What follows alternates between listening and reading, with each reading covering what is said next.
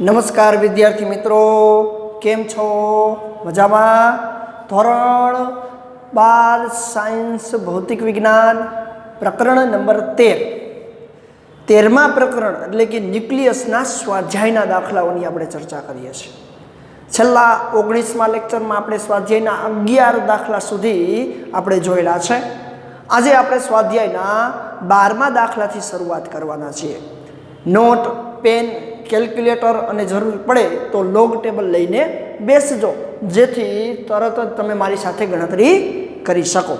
चालो स्वाध्यायना 12मा दाखलानी शरूआत आपणे करवा जई रह्या छीए। खास रकम जोजो शुं कहे छे स्वाध्यायनो 12मो दाखलो। चालो स्वाध्यायनो 12मो दाखलो आम तो 30% कोर्समांथी निकળી गयो छे, परंतु जे लोको नीट जेईनी तैयारी करे छे एना माटे एक भाग हूँ करावुं छुं, बीजा भागनी एनी जेवी ज गणतरी तमारे करवानी छे। चालो स्वाध्यायनो 12मो दाखलो।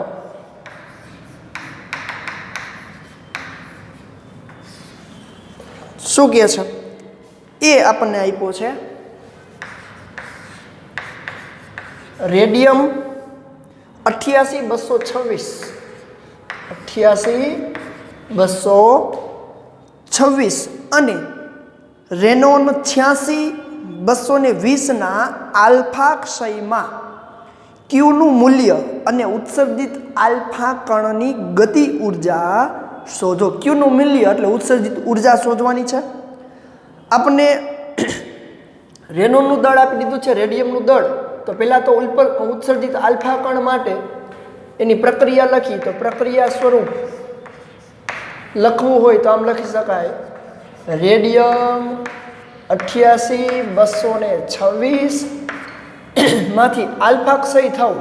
आल्फा क्षय थवुं एटले हीलियम 2,4 मां कन्वर्जन प्लस चालो 2 हीलियम एमांथी छूटो पड़े तो शुं बने छे 88 मांथी 86 एटले रेनॉन 86,222 बनशे। 86,222 प्लस आल्फा प्लस क्यू जेटली ऊर्जानुं उत्सर्जन थशे अने ए ऊर्जा आपणे शोधवानी छे। प्लस जे आ आल्फा कण मळे छे एनी गति ऊर्जा शोधवानुं कीधुं छे। खास जोजो।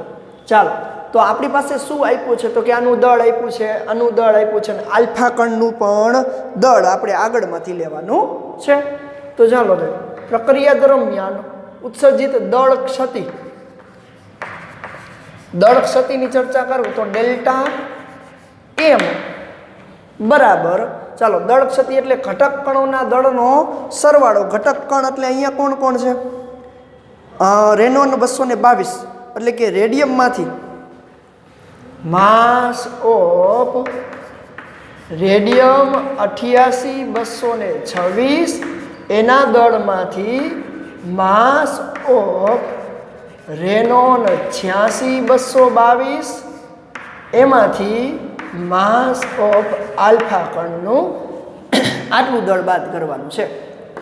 તો દળ ક્ષતિ delta M is equal to mass of radium 226.02540 226.02540 એમાંથી બાદ કરવાનું છે 222.01750 222.01750 माइनस आल्फा कणनुं अहींया आप्युं छे 4.002603 4.002603।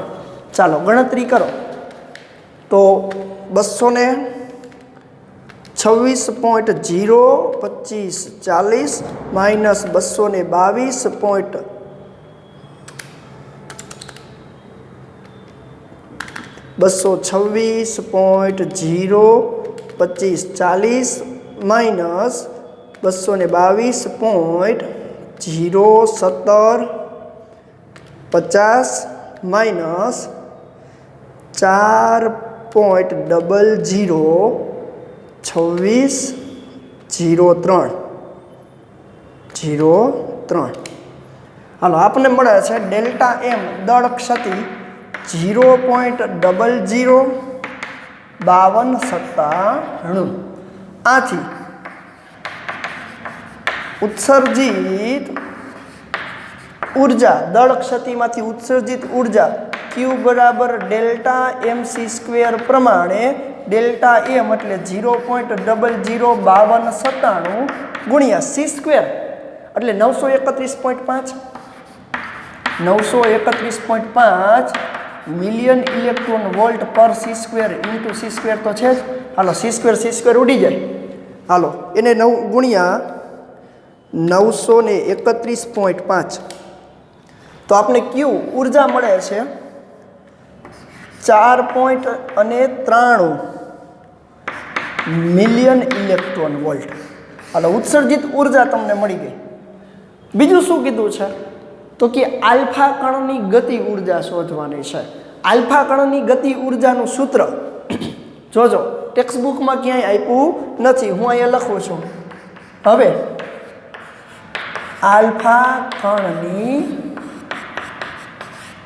ગતિ ઉર્જા હાલો કે આલ્ફા કણની ગતિ ઉર્જા કે આલ્ફા પરમાણુ દળાંક કેનો તો કે રેડિયમનો Ra માઇનસ પરમાણુ દળાંક આલ્ફા કણ છેદમાં એ રેડિયમ ગુણ્યા Q.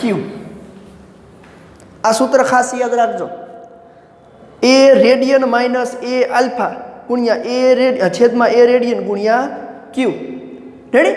હાલો તો માટે ગતિ ઉર્જા કે આલ્ફા બરાબર એ રેડિયમનો 226 તો 226 માઇનસ 4 આલ્ફા કણનો પરમાણુ દળાંક કેટલો 4 છેદમાં 226 ગુણ્યા Q ની વેલ્યુ કેટલી મળી 4.93 માટે કે આલ્ફા 222 થાય 226 માંથી જાય એટલે તો 222 ગુણ્યા 4.93 અને એને ભાગ્યા 226 તો આલ્ફા કણની ગતિ ઉર્જા મળે છે 4.84 મિલિયન ઇલેક્ટ્રોન વોલ્ટ. આથી આલ્ફા કણની ગતિ ઉર્જા કેટલી થશે 4.84 મિલિયન ઇલેક્ટ્રોન વોલ્ટ. અને તમે જૂલમાં કન્વર્ટ કરો તો 10⁶ ગુણ્યા 1.6 ગુણ્યા 10⁻⁹ વડે ગુણી નાખો એટલે જૂલમાં કન્વર્ટ થઈ જશે. રેડી? જો જૂલમાં કન્વર્ટ કરવું હોય તો આલ્ફા કણની ગતિ ઉર્જા કે આલ્ફા બરાબર 4.84 ગુણ્યા 1.6 ગુણ્યા 10⁻13 વડે ગુણી નાખો એટલે સીધું થઈ જાય. રેડી? એટલે કે 4.84 ગુણ્યા 1.6 કરો એટલે આલ્ફા કણની ગતિ ઉર્જા કે આલ્ફા બરાબર 7.74 ગુણ્યા 10⁻13 જૂલ જેટલી મળે છે. તો આ છે પહેલો ભાગ. હવે જોવો જોઈએ 12માં બીજો ભાગ આપણને આપ્યો છે બી. એ તમારે હોમવર્કમાં કરવાનો છે. બી ભાગ આપણને શું કીધો છે કેનું તો કે રેનોનનું વિખંડન થાય. રેનોન 86 માંથી આલ્ફા ક્ષય થાય છે અને પોલોનિયમ બને છે. પોલોનિયમ 84 પ્લસ Q જેટલી ઉર્જા ઉત્પન્ન થાય છે. તો એમાં પણ તમારે આ જ રીતે એની ઉર્જા શોધવાની છે. ઉર્જા મળી જાય પછી તમારે આલ્ફા કણની ગતિ ઉર્જા શોધવાની છે. ખાસ આ સૂત્ર યાદ રાખજો જેથી તમને વાંધો ન આવે. ગણતરી કરતા ખાસ આવડવી જોઈએ. તો આ છે સ્વાધ્યાયનો 12મો દાખલો જેમાં એ મેં તમને કરાવ્યો, બી તમારે હોમવર્કમાં કરવાનો છે. રેડી? ચાલો સ્ક્રીનશોટ લઈ લેજો.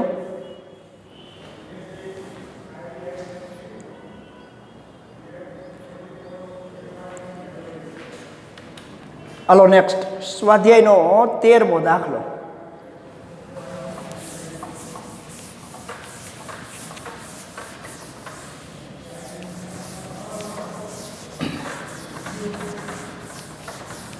ચાલો સ્વાધ્યાયનો 13મો દાખલો શું કહે છે જો.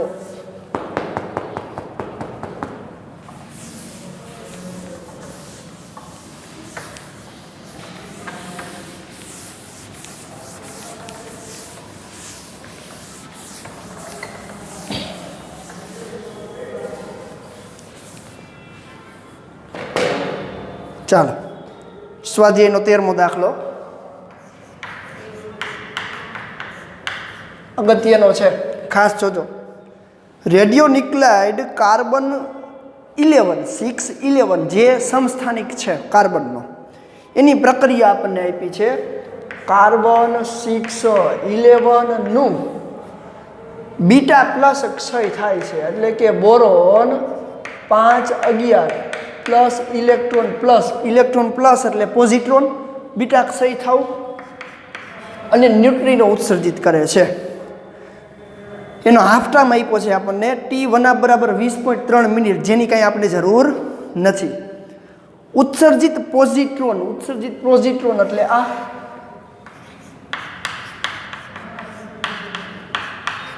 ઉત્સર્જિત પોઝિટ્રોનની મહત્તમ ગતિ ઉર્જા 0.960 મિલિયન ઇલેક્ટ્રોન વોલ્ટ છે.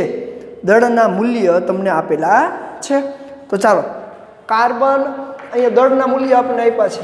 માસ ઓફ કાર્બન 611 નું દળ કેટલું છે? તો કે 11.011434 યુનિટ. માસ ઓફ બોરોન આપણને આપ્યું છે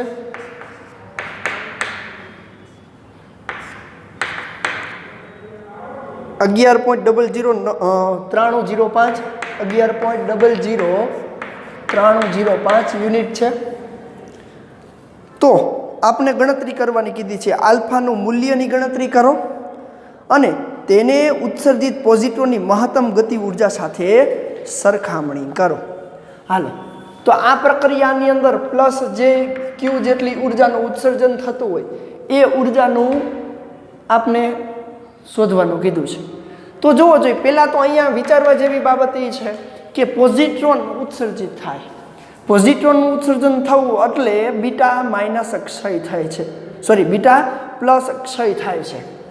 તો એ પ્રક્રિયાને તમારે દળ ઉર્જા સમતુલ્ય સાથે દળ ક્ષતિનું સમીકરણ લખો તો આપેલ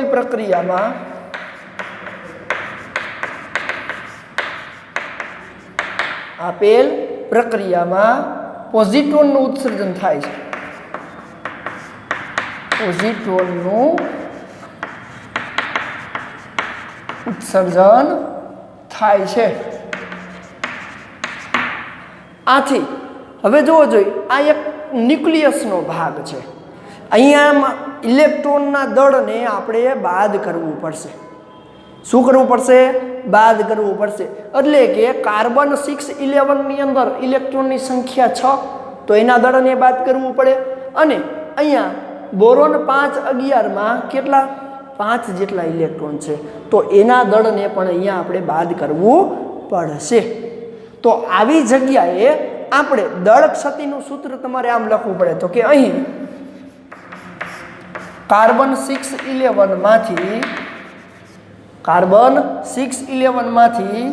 6 ઇલેક્ટ્રોન અને બોરોન 511માંથી 5 ઇલેક્ટ્રોનના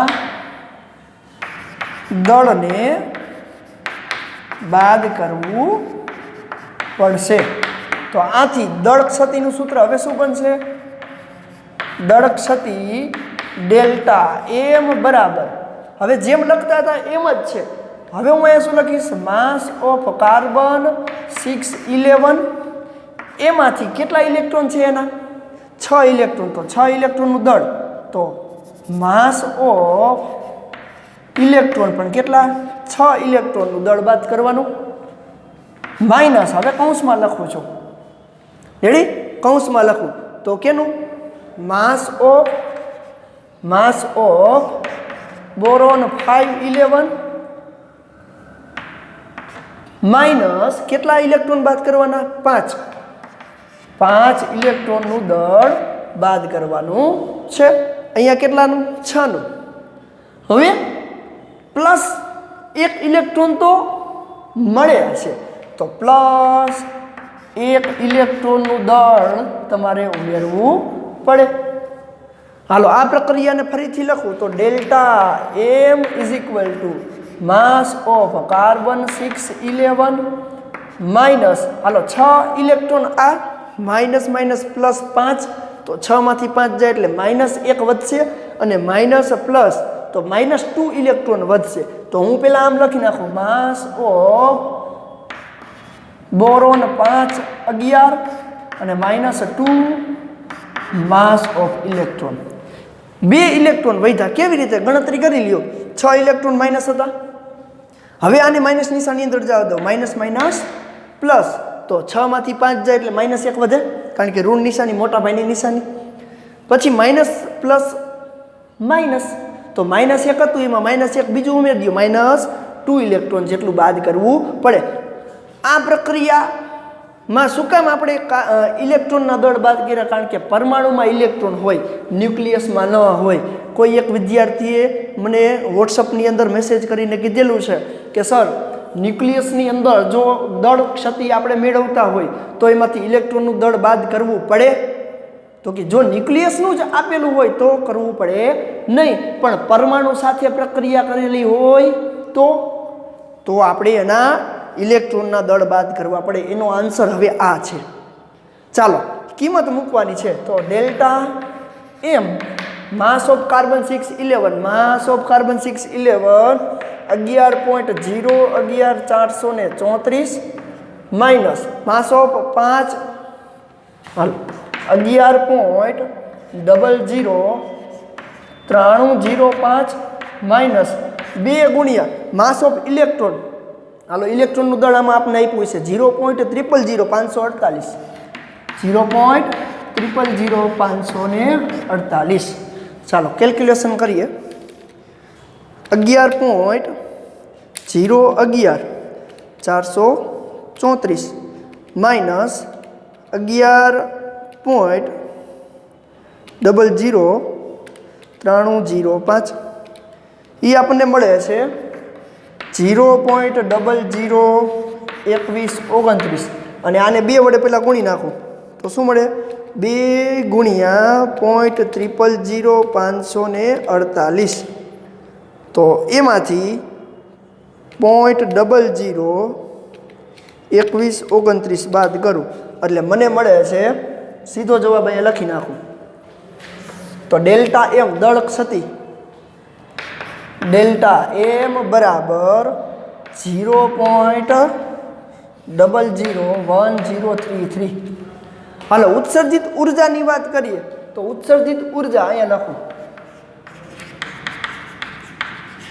ઉત્સર્જિત ઉર્જા Q બરાબર ડેલ્ટા MC સ્ક્વેર માટે Q is equal to delta M એટલે 0.001033 ગુણ્યા C સ્ક્વેર એટલે 931.5 મિલિયન ઇલેક્ટ્રોન વોલ્ટ પર C સ્ક્વેર ગુણ્યા C સ્ક્વેર ઉડી ગયા હાલો તો એને ગુણ્યા કેટલા કરવાના 931.5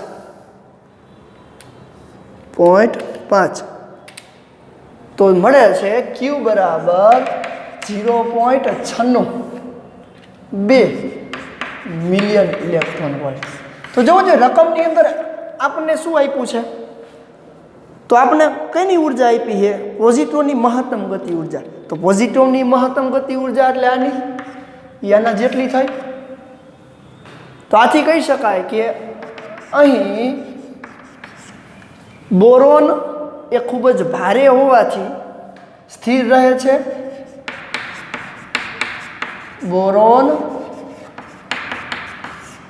ન્યુક્લિયસ ભારે હોવાથી તે સ્થિર રહે છે આથી તેની ગતિ ઉર્જા શૂન્ય થાય અને વાત કરીએ અહીંયા ન્યુટ્રિનો તો કે ન્યુટ્રિનો દળ રહિત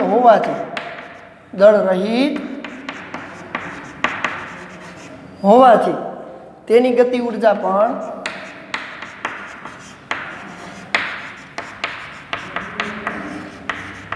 શૂન્ય થાય. આથી બધી જ ઉર્જા એ કોની હોય? પોઝિટ્રોનની હશે. આથી ક્યુ એ પોઝિટ્રોનની ગતિ ઉર્જા જેટલી હોય.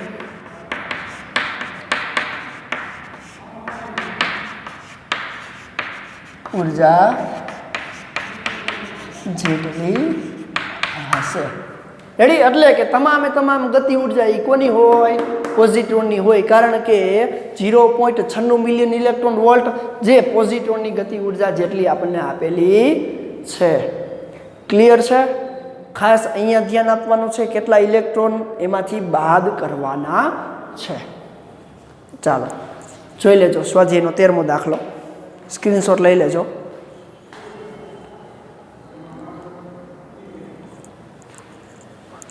ચાલો નેક્સ્ટ દાખલો છે સ્વાધ્યાયનો 14મો દાખલો. સ્વાધ્યાયનો 14મો દાખલો છે એ આના જેવો જ દાખલો છે. જોવો જોઈએ. હું તમને ખાલી હિન્ટ આપી દઉં છું. તમારે હોમવર્કની અંદર કરવાનો છે. પ્રક્રિયા તમને લખીને આપું છું. બાકી આખો દાખલો તમારે 14મો દાખલો હોમવર્કમાં કરવાનો છે. આના જેવો જ છે એટલા માટે. રેડી? વર્ણન તમારી રીતે તમે કરી શકો છો. ચાલો સ્વાધ્યાયના 14મા દાખલાની રકમ જોવો જોઈએ. શું કહે છે?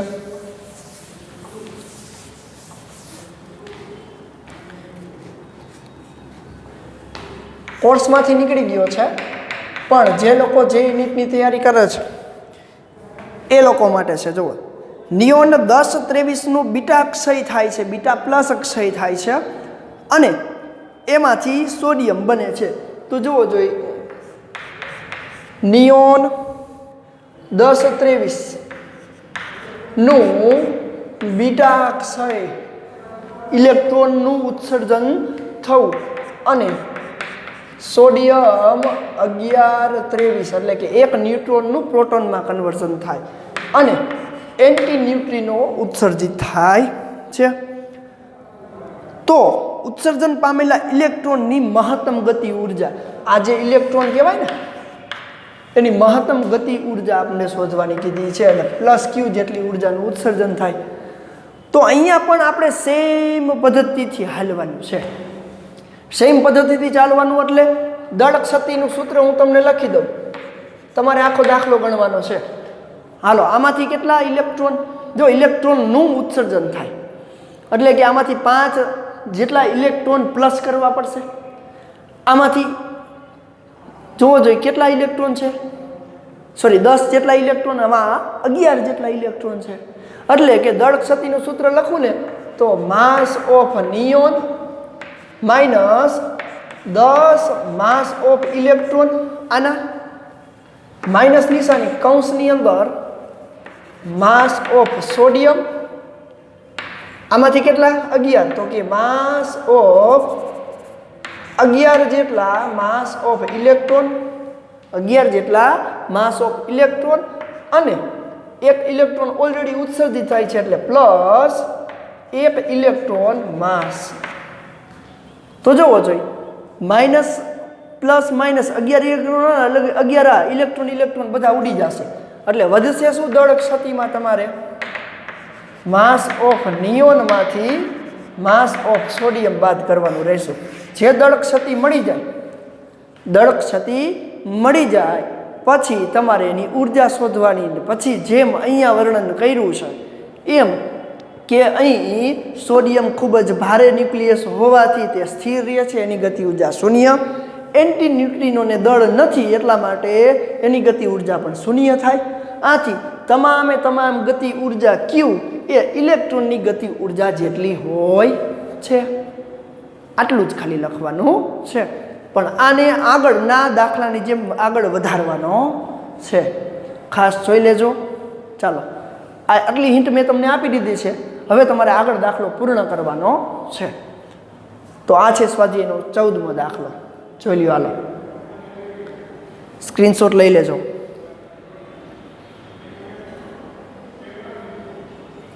ચાલો નેક્સ્ટ સ્વાધ્યાયનો 15મો દાખલો.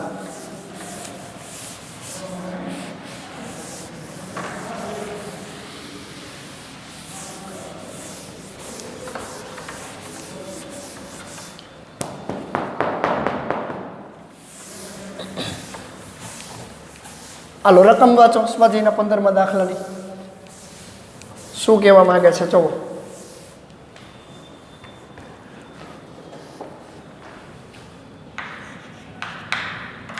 અગત્યનો દાખલો છે સ્વાધ્યાયનો 15મો ન્યુક્લિયર પ્રક્રિયામાં A પ્લસ બી ન્યુક્લિયર પ્રક્રિયામાં A પ્લસ સ્મોલ બી પ્રક્રિયા થાય છે અને C પ્લસ ડી મળે છે અને ઉર્જા Q બરાબર માસ ઓફ A વત્તા mass of B minus mass of C minus mass of D into C square અનુસાર મળે છે જ્યાં દળો અનુરૂપ ન્યુક્લિયસના હોઈ શકે અનુરૂપ એટલે કોઈ પણ જ્યાં આપણે આપ્યું હોય એ તો આ વિગતો પરથી નીચેની પ્રક્રિયાનું ક્યુ મૂલ્ય શોધવાનું છે અને એ ઉષ્માક્ષેપક છે કે ઉષ્મા શોષક પ્રક્રિયા છે એ નક્કી કરવાનું છે તો હાલો પહેલી પ્રક્રિયા આપણને આપી છે H11 પ્લસ H13 પ્રક્રિયા થાય છે અને 2 ડ્યુટેરોન ઉત્સર્જિત કરે છે હાઇડ્રોજનના 2 સમસ્થાનિકો હાઇડ્રોજન અને ટ્રિટિયમની પ્રક્રિયા થાય છે એ દરમિયાન 2 ડ્યુટેરોનનું ઉત્સર્જન થાય છે તો આપણે એનું ક્યુ મૂલ્ય શોધવાનું છે એટલે પ્લસ ક્યુ બરાબર કેટલું ચાલો તો જોવો જોઈએ ક્યુ મૂલ્ય શોધવું હોય તો સીધું સૂત્રાંક વાપરી શકાય તો કે આપેલ સમીકરણ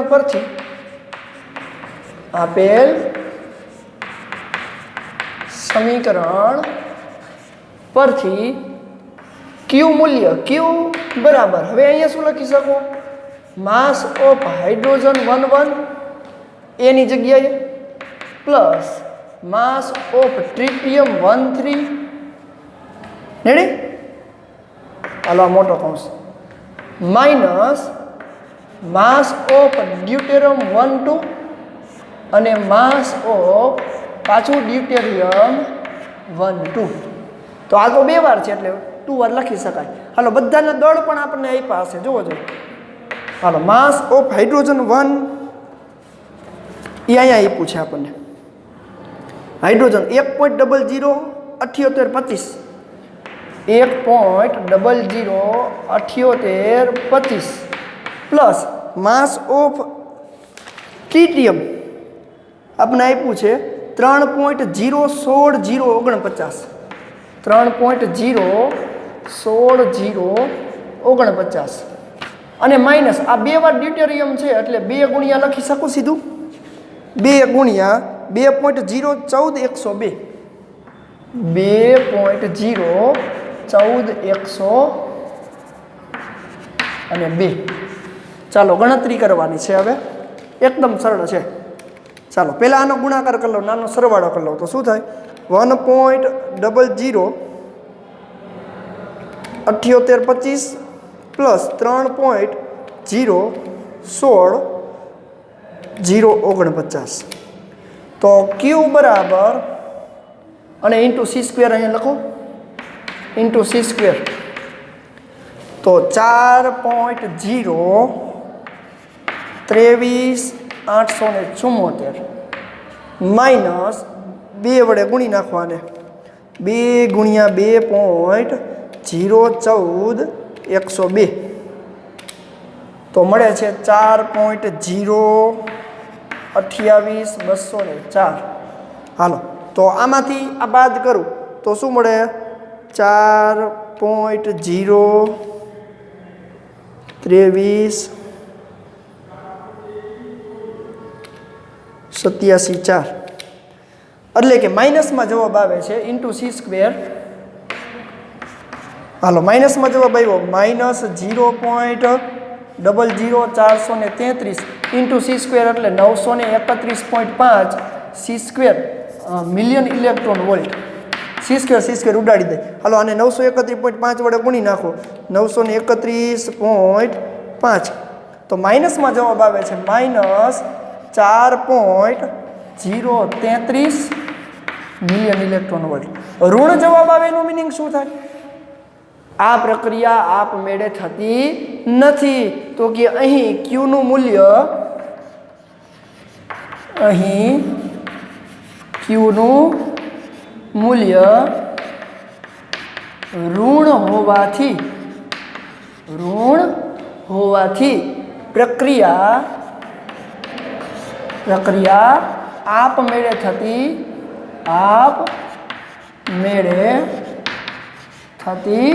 નથી।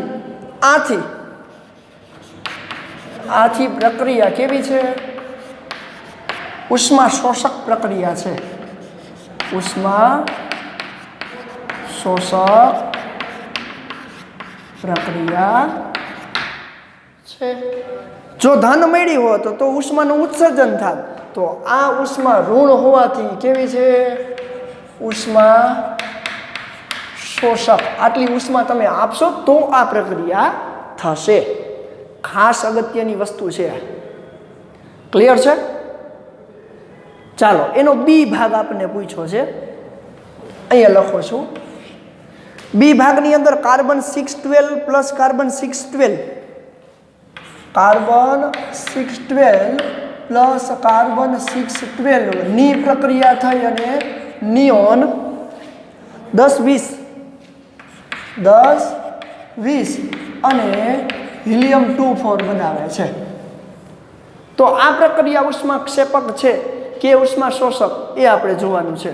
તો ચાલો આપેલ સમીકરણ પરથી દળ ક્ષતિ સીધું ઉર્જાનું સૂત્ર લખવું હોય તો પ્લસ ક્યુ જેટલી ઉર્જા ઉત્સર્જિત થાય। તો આપેલ પ્રક્રિયા માટે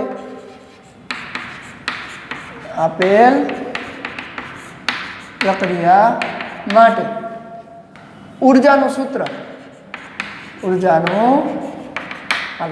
સૂત્ર સીધું લખું છું। Q ઇઝ ઇક્વલ ટુ 2 વાર, કેટલી વાર? કાર્બનનું દળ કેટલી વાર છે? 2 વાર। તો હું આમ લખી શકીશ 2 ગુણ્યા માસ of carbon minus mass of neon minus mass of helium. Ready? સીધું જ છે। ચાલો સૂત્રની અંદર ઇન્ટુ c²। ચાલો કિંમત મૂકો। માસ ઓફ કાર્બનની કિંમત આપણે પાછળ આપી છે, જો શું છે?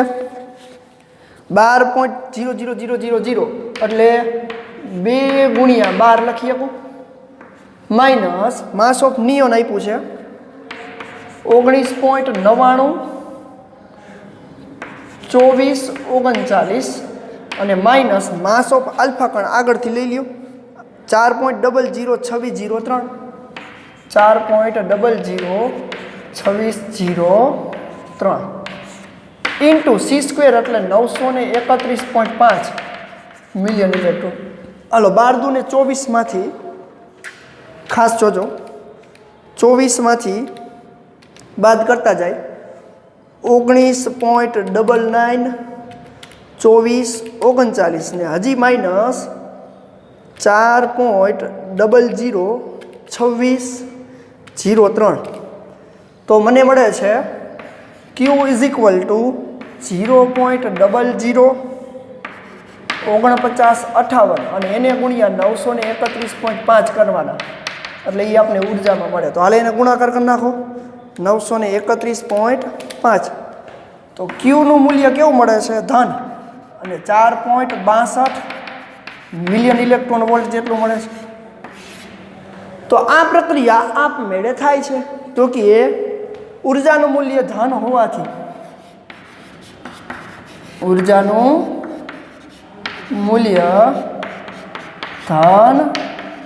હોવાથી પ્રક્રિયા આપમેળે થાય છે। આથી પ્રક્રિયા કેવી છે? ઉષ્મા શોષકની જગ્યાએ ઉષ્મા ક્ષેપક પ્રક્રિયા છે। આથી પ્રક્રિયા ઉષ્મા ક્ષેપક છે। હાલો પહેલી પ્રક્રિયા કેવી મળી? ઉષ્મા શોષક। કારણ કે ઉષ્માનું ઉત્સર્જન થવાની જગ્યાએ આટલી ઉષ્મા આપવી પડે છે.